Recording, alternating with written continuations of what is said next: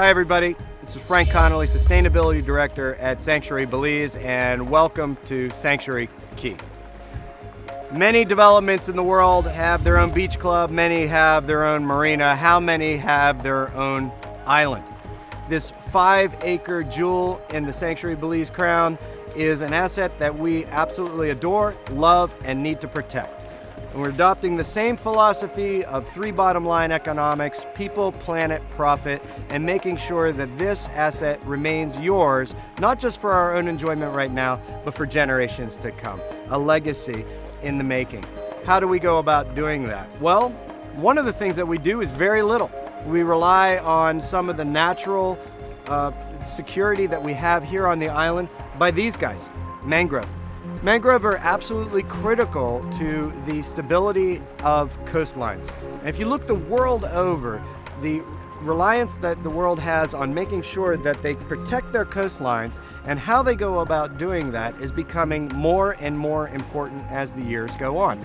And these little guys actually serve a very critical function, so much so that organizations like USAID have put together entire manuals on how to go about propagating and actually planting and preserving mangrove all over the world. Let me give you a great example. Back when my company was doing development work overseas, we had one project that was post-tsunami Sri Lanka in the Maldives area. All those islands had obviously been affected by the tsunami. It was an absolute natural conflict that could not be avoided. But what was interesting in going out and actually looking at these islands firsthand was something that became immediately apparent. All the islands that had maintained these little guys, all these mangroves, had suffered far less damage. In fact, when we would go out to those islands, we noticed something. I mean, naturally, all the infrastructure, the structures that were on the island had been washed away. But more importantly, the real estate, the actual island itself remained intact. Why? Because these mangroves are custom designed by nature to absorb energy. Up to 70 to 80% of ocean energy is absorbed by these mangroves. It's the very same reason that we make sure that the mangroves within the Sapodilla Lagoon and the channel that goes into the marina are protected and enhanced by these little fellas. And how they form is pretty amazing. In juxtaposition, in the same project that we did in Sri Lanka, all the islands that had removed their mangrove in preference to things like gabons or seawalls. Those seawalls and gabons did not bear the brunt of the tsunami. In many cases, islands that were there to begin with had suddenly been scrubbed off the face of the map. The real estate was lost. In cases where you have mangrove, you're saving the actual island itself. It's nature's way. It is the way that this island that we're on right now has been able to survive for hundreds of years during its formation. The formation is what's the most interesting, and it's something that I want you to understand so that you understand the value of the island itself as well as the legacy that we're trying to promote and making sure that we can enjoy this island and that for generations to come, these mangrove and your family can enjoy it as well. It all starts from this guy. It's a mangrove seed. These guys will get about 5 or 6 inches long. They're called pencil seeds. And when they grow off of this during the seeding season, which is in about a month from now, maybe June, July, they drop into the Caribbean and they float about like little bobbers in the water, just kind of bobbing along as you go, and finally resting in an area where it can start its own island. Let me explain to you how that happens, as well as how it relates back to all the good things that we're doing back over at Sanctuary Belize and protecting our watershed and the city river water catchment. Okay, it all starts right here, out in this beautiful water. You see all these different colors out here. The lighter blues, the darker blues. The darker blues are the deeper channels, maybe 80 feet, 120 feet down to a sandy seabed. From that seabed grows coral. As the coral gets closer to the surface of the water, it starts creating these lighter colors. Basically, the sky sun is reflecting down into the water off the coral, back up, gives you different shades of blue. As it comes up closer to the water's edge, to the top surface of the water, a bulkhead, something amazing starts to happen. And you'll see it. You come out here to Sanctuary Key, take a little kayak.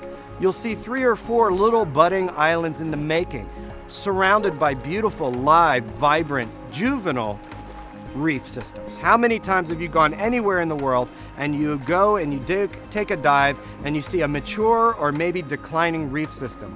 We have some actual juvenile young nurseries for reef systems out here. And I'm going to explain to you how that happens and how it relates back to what we're doing at Sanctuary Belize to make sure that this island, 12 miles away from shore, is actually reaping the benefit of something very spectacular, which is the preservation of watershed. The watershed back at home at the Sanctuary Belize. The City River has a venting process. It goes through it every year. During the rainy season, it vents out a lot of siltation. It vents out a lot of things like coconut husks, bamboo, pieces of wood, you name it. It basically clears its congestion out of the river, out into the Caribbean. That is the food for coral reefs in the right quantities. Of course, if you're pushing too much siltation out, you basically are force feeding the coral reefs, and you see some of the bleaching that you see in many parts of the world, or that basically the coral reef has too much siltation and is unable to digest it and starts to die off. In a healthy, balanced system, 4 ecosystems over here, the 5th ecosystem right here, that siltation comes out into the Caribbean and is the food for the reef. As the reef grows, it builds up till it breaks the water's surface. A lot of times you'll see this is like a fan coral or a little bit of broken coral that finally breaks the surface. What that does is it's like a net, and it catches a lot of the debris. Let's take a coconut husk for an example. Coconut husk gets out there, floating around for a couple months, hangs up on a piece of fan coral that is broken up on one of these big bulkheads that comes up from 80, 90 feet from the bottom. And now you've got everything for a small garden. As soon as one of these mangrove goes into seed, the seed bobbing along for maybe months on end, finally sticks into that little piece of coral on that little piece of coconut husk, and now you have the beginning of a mangrove island. When you're on your way out here from Canatique or any of the destinations from the marina, you'll notice many, many, many small little mangrove islands, maybe the size of a coffee table. Those have started just like this guy started, from one seed on one piece of coral on one little piece of vegetable mass that it could root into, and starts into a small island. So if you want the boat to stop by, we'll put island lot number 1 on there. You can come back in 200 years. Your kids will love it. So that is basically how this beautiful 5-acre island formed, starting with one mangrove. And you go into the interior of the island, you'll see some of the more ancient mangrove that we have that have been preserved over time that show you the childhood of this island that has grown out. In the area that we're standing right now, this side, the north side, this mangrove is actually growing further out, creating more real estate, more beach for us in the future. So our next generations will actually have more island to come back with. This wouldn't be happening if we had a concrete seawall here. As a matter of fact, if we removed this mangrove and replaced it with a concrete seawall, we would be placing this vital asset, this gem in our crown, at risk. It's better to just leave it the way it is, and that is the plan of action for this island, is to keep it simple, keep it pure, keep it primitive, because it is more resilient that way than it is any other way. And as plants go, mangroves grow, by plant terms, at the speed of light. Every root that we see here is 1 more inch that it's taking and trying to create this island length north to south. Let's talk a little bit about the interior of the island now. Thanks so much. Okay, we've talked a little bit about the mangrove. Let's talk about the interior of the island. Here in the interior, we had a sand base just like you see here. And that basically made it so that when it rained, the rain would hit the sand, sun would come out, all that water transpiring right back up into the atmosphere. Very little potential for any kind of growth other than sand over a long, long period of time. So what did we do to improve that? Well, we took the coconut trees that we have on the north and the south end of the island, took their coconuts, allowed them to sprout, and voila. We've got 250 coconut trees here in the center of the island, ranging from about 5 feet up to about 7 or 8 feet, probably about a year old, maybe some of them are a year and a half old. By the time they're 3 to 5 years in age, they'll be creating shade. And while that's great for us because it'll make it more comfortable, the microclimate of the island will improve as far as the interior of the island being cooler. Also gives us plenty more space for hammocks, which we all love. But what it does is, more importantly, is actually creating a biodiversity. And we're seeing some of that actually happening now, even though these are juvenile coconut trees. When it rains now, it collects more water on the ground. A lot of it is being taken up and slowly released back out by these coconut trees. And we're seeing things like a little bit of algae, a little bit of moss. Once that moss takes hold, it gets cooked by the sun and actually creates micronutrients, basically trace amounts of soil. And from that, we're starting to see grasses and turfs. That basically is going to create a more lush interior of the island that would have not have otherwise been unless we're basically assisting or engaging in a little bit of biomimicry by creating a little bit more of a canopy within the interior of the island. But this interior is also critical to what we are actually going to be doing to making this a little bit more of a sustainable island. So let me explain to you how this works.